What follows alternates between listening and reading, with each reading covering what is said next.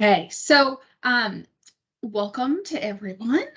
So I wanted to start, there were a couple of questions about, I don't think it's sharing the way I want it to. Just a minute. Here we go. Okay, so there were a couple of questions about selfishness. The chapter brought this up as an example, I believe. And I thought that they were interesting questions and I wanted to kind of think a little bit more about them. So for people who are attending live, I asked you to put your responses in the chat. If you're watching it recorded, you're welcome to kind of think about this and what you believe.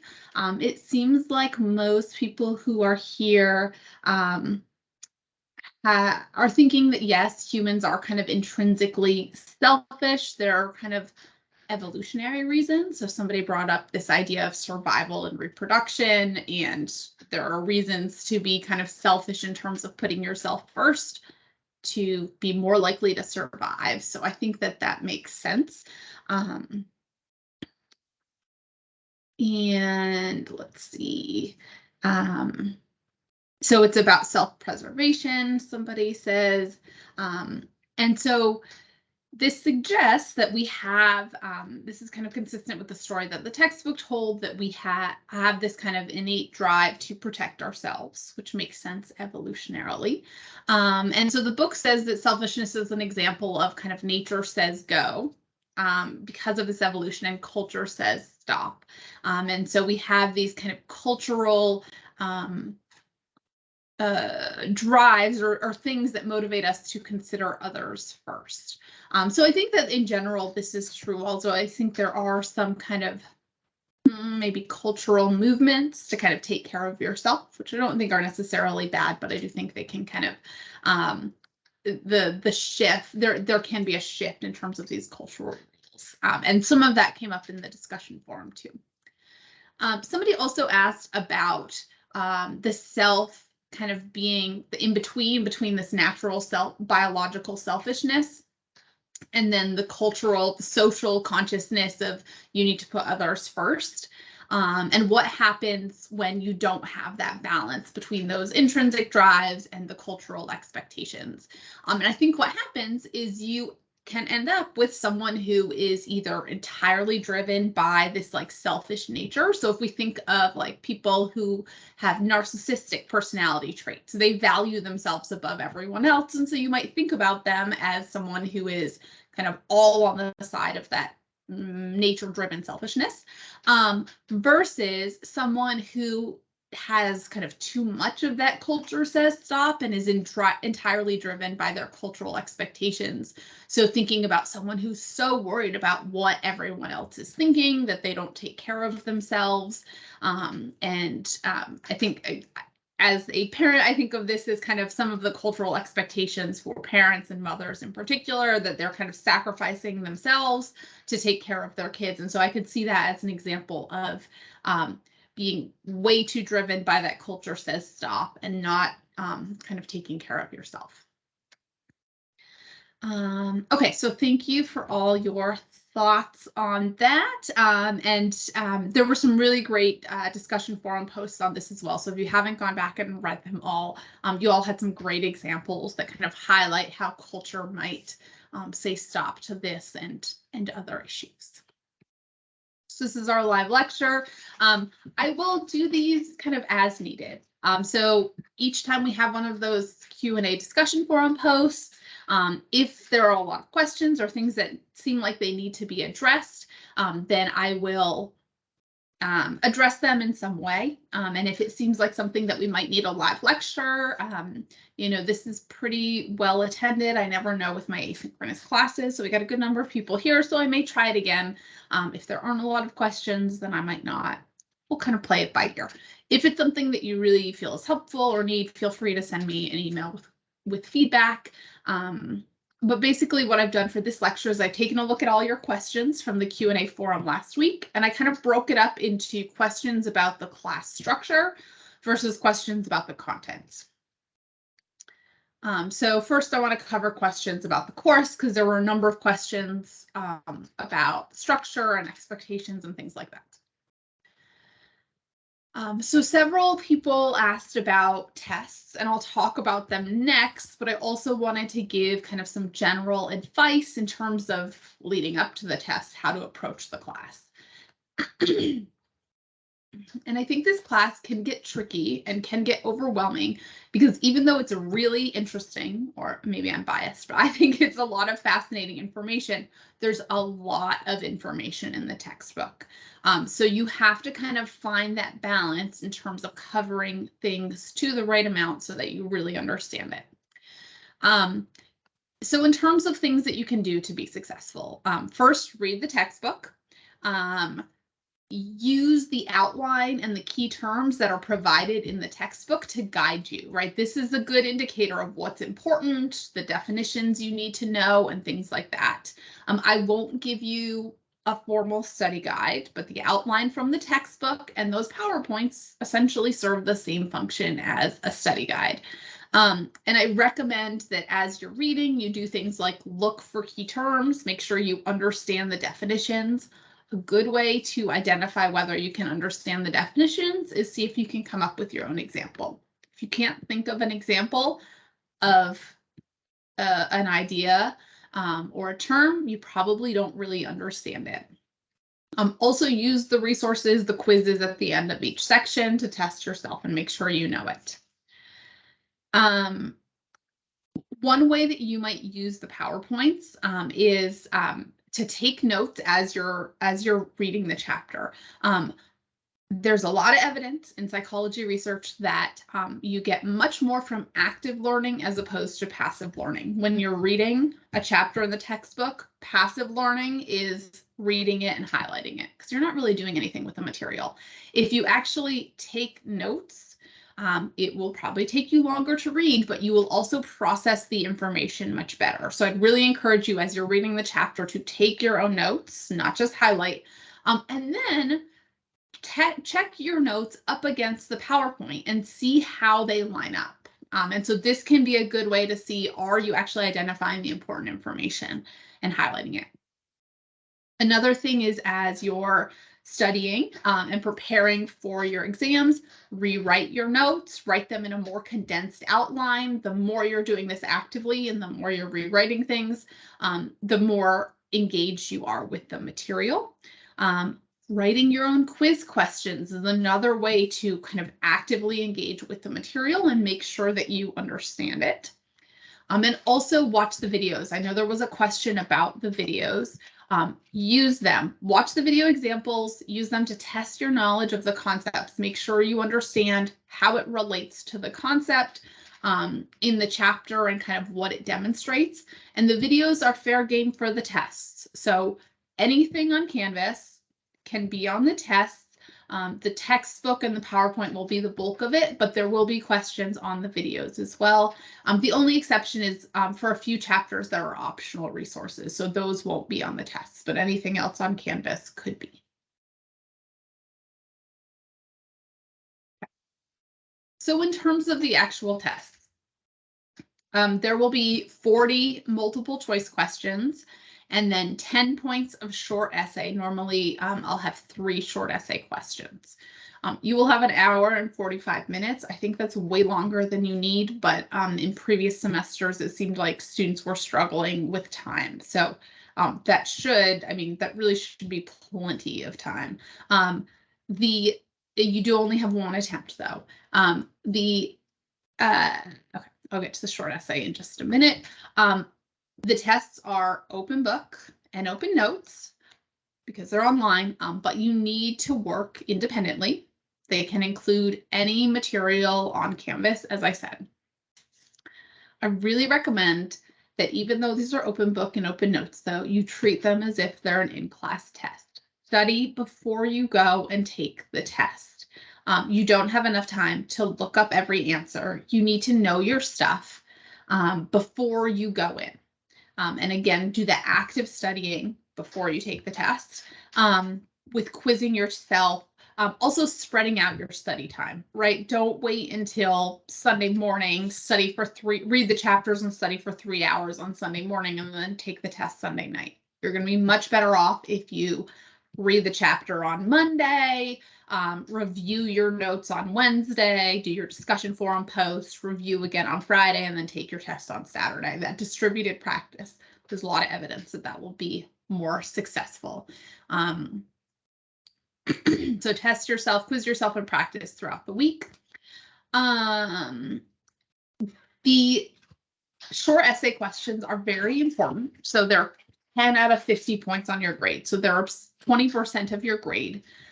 Don't skip them. They're worth significantly more than the multiple choice questions. If you skip one of those, you miss 3 or 4 or 5 points as opposed to just 1 point for skipping a multiple choice questions. I don't need a huge essay on those, the short essay. I just want you to get to the answer in a complete sentence. So I don't need an introduction or conclusion. But the most common reason that people lose points on those is they haven't answered all parts of the questions. It should be pretty clear. You should be able to tell where your points are coming from, right? So I might ask you to give 3 examples of something. If you only give 2 examples, you'll only get 2 of the 3 points. And again, I'm not looking for a full essay for these. I just want you to answer the questions completely in full sentences.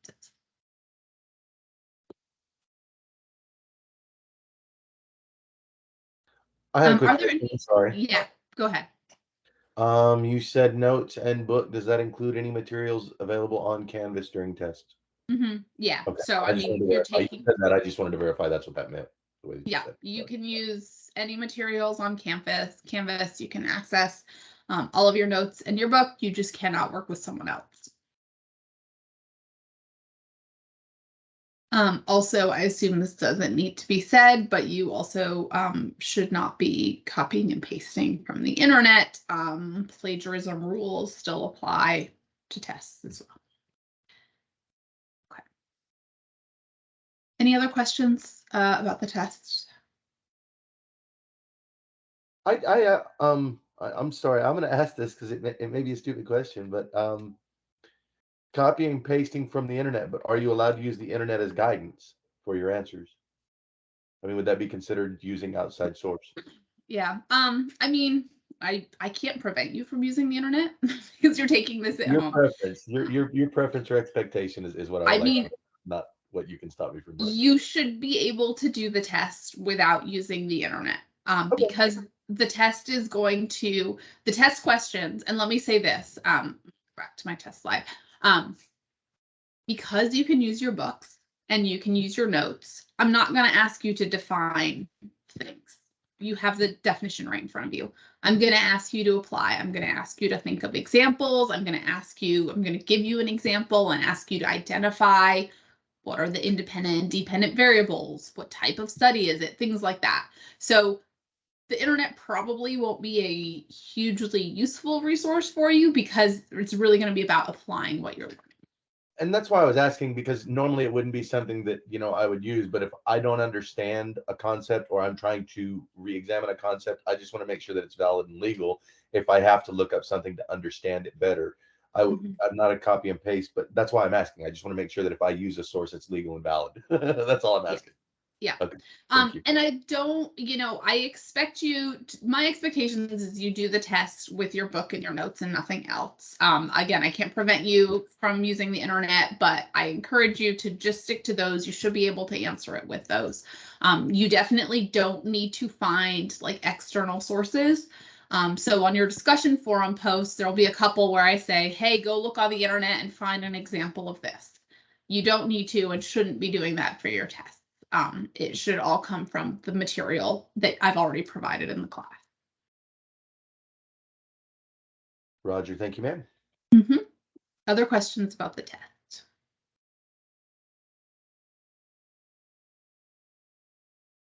All right, so a few questions about the final project, and really at this point, they're a little bit premature. We will get there. I kind of like to wait so that we've covered a lot more material before we really start thinking about the final project so you can decide what you're actually interested in.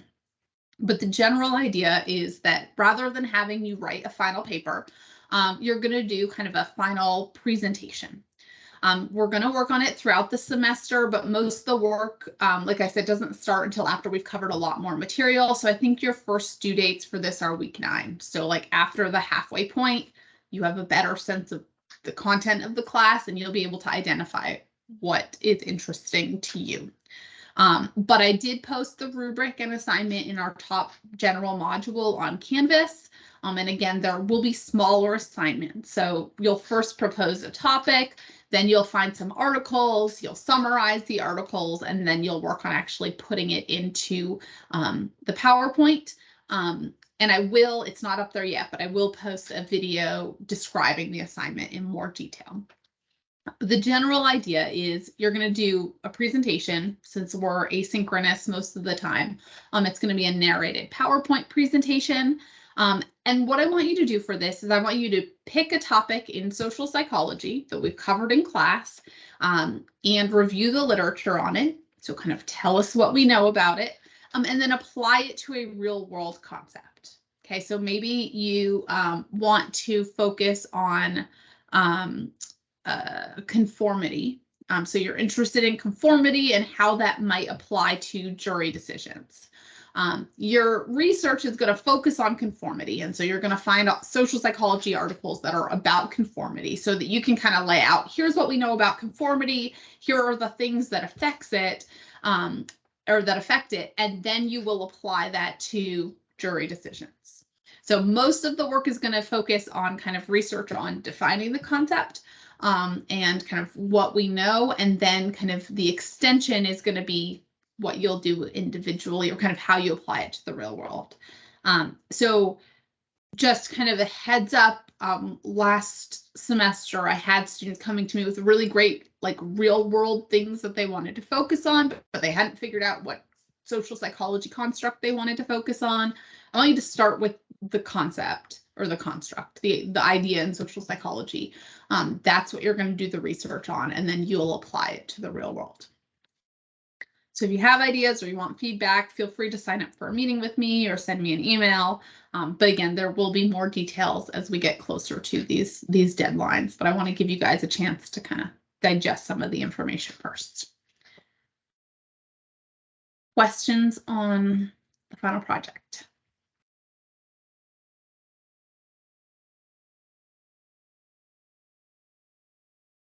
Okay, so I had, I don't know if there were any discussion forum questions on the forum, but I did have a few questions throughout the past 2 weeks, so I wanted to address this.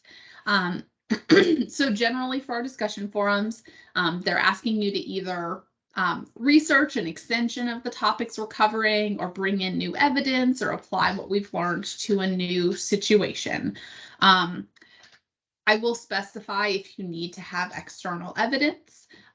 So that's, I will be clear if you need to find something else or you just need to kind of use personal experience or think of an example. So I've tried to be explicit about that. I always welcome relevant personal experiences. So feel free to share if you have examples, personal examples, and you all have done a good job of that so far. A couple of notes where I'm seeing people lose points. You need to post on time. Your initial posts need to be up by Thursday night.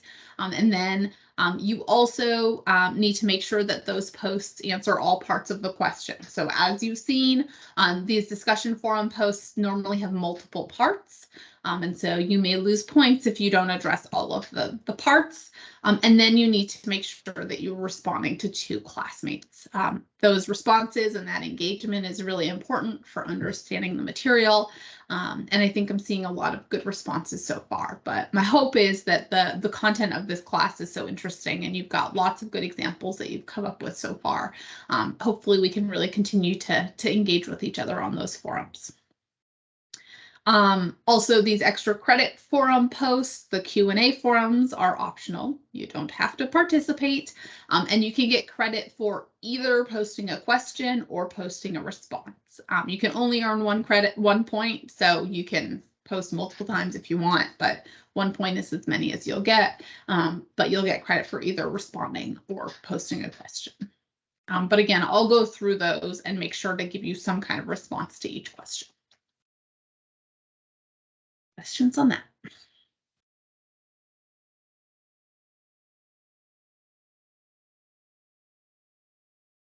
So there were just a few questions. I already addressed a couple of them in our opening section. But there was somebody asked, actually, there were two questions that had to do with kind of individual differences in social behavior and how that related to social acceptance. So this is something that I find really interesting. So a lot of my research has focused on shyness. And so I think it's something, I obviously think it's something that's really important to look at. And we need to think about kind of how those individual differences influence social engagement, but also the reasons behind that. And the first thing I wanted to do was just kind of differentiate between the different types of solitude and thinking about the reason that someone might be alone and getting the language straight. So I think some of the questions were using these terms interchangeably, and they really mean very different things and have very different implications. So shyness is when somebody is kind of interested in interaction, but also has anxiety and is nervous about saying or doing the wrong thing in social situations. So in kids and adults, but I've studied this a lot in kids, often what this looks like is kids who are shy will watch other kids engaging. So they're demonstrating their social interest, but they don't actually join in. So we call this onlooking behavior. And you see it in adults too sometimes. They just don't know quite how to kind of integrate into that conversation. So they're kind of lurking in the background, but not quite joining in. So people with shyness are described as kind of wanting to engage, but they have anxiety that's kind of inhibiting this engagement.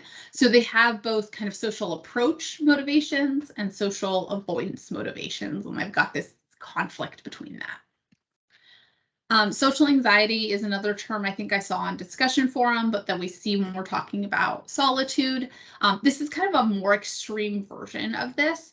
And especially when we talk about someone who has social anxiety disorder, we're talking about someone who has so much anxiety about social interactions that it's impacting their daily lives.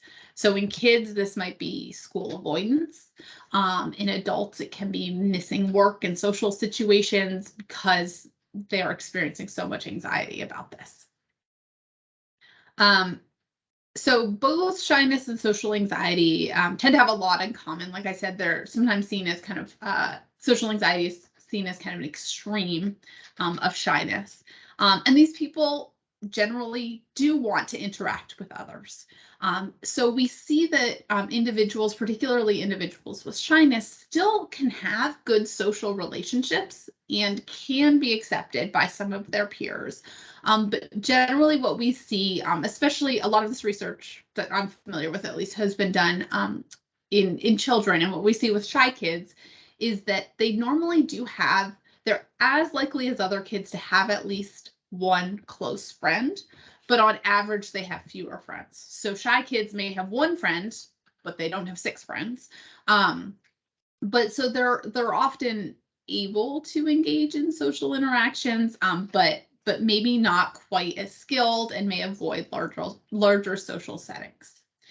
So often when we talk about individuals who are socially awkward, it can come from this shyness or social anxiety, and it has a lot to do with a lack of skill.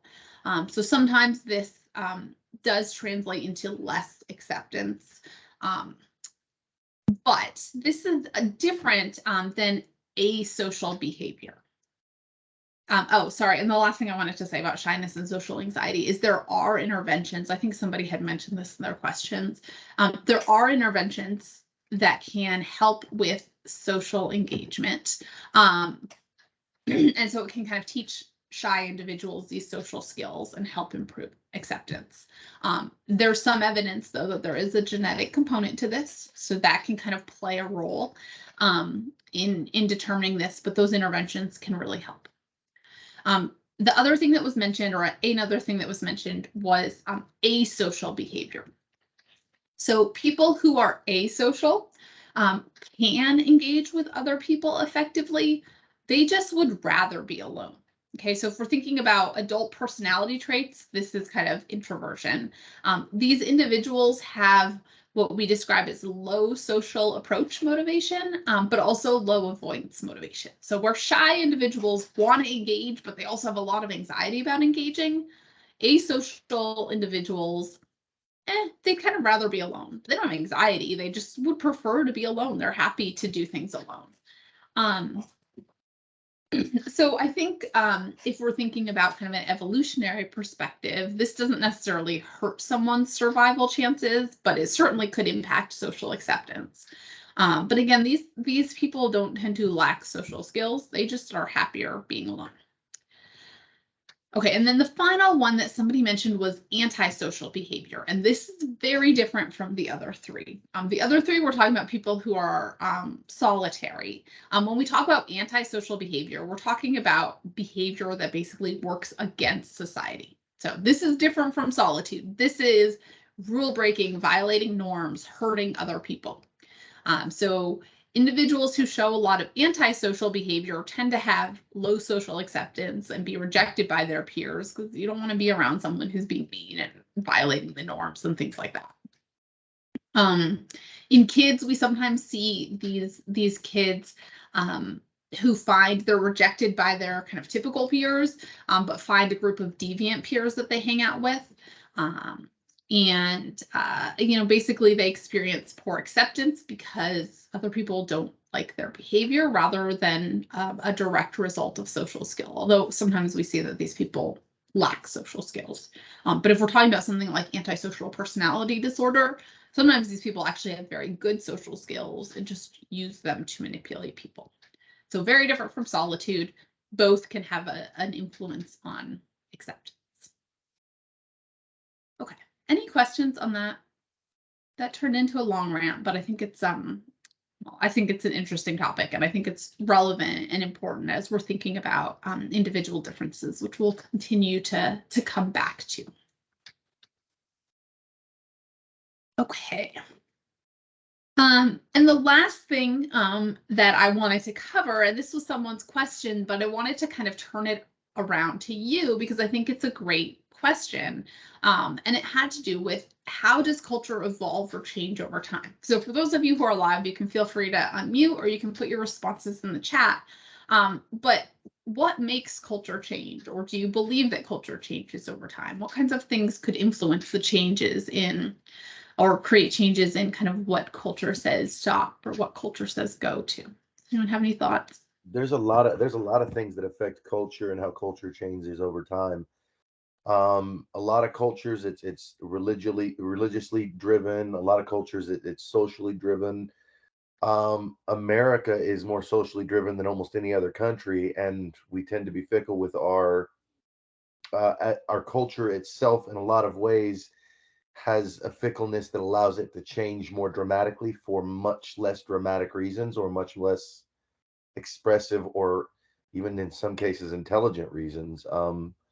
But as a culture evolves over time through different viewpoints of things. I mean, if you look at 200 years ago, the way that a lot of culture was driven, it was driven by mostly religious ideals.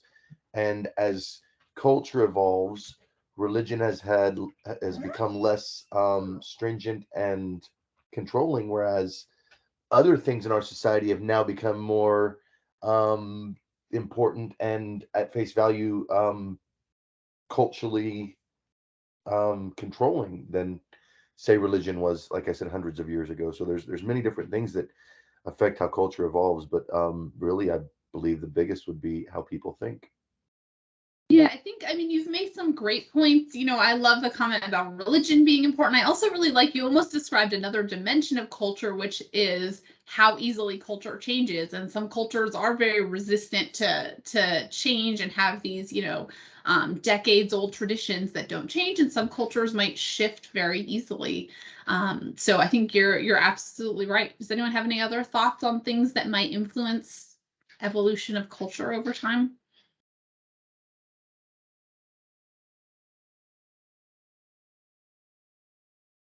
I think in addition to religion, things like political shifts or social demands can lead to cultural change. So if we think about something like, the typical family norms, and in the 50s and 60s, if we're thinking about a heterosexual marriage, the wife is staying home taking care of the kids. And today, often families need both incomes and can't afford to have one of their partners staying home. And so that has led to changes in expectations for women in the working world and things like that. And so those kinds of just everyday demands can lead to cultural shifts as well. Okay. Any other thoughts? Okay, are there any other questions that I haven't addressed that you wanted me to comment on or that people need me to expand on?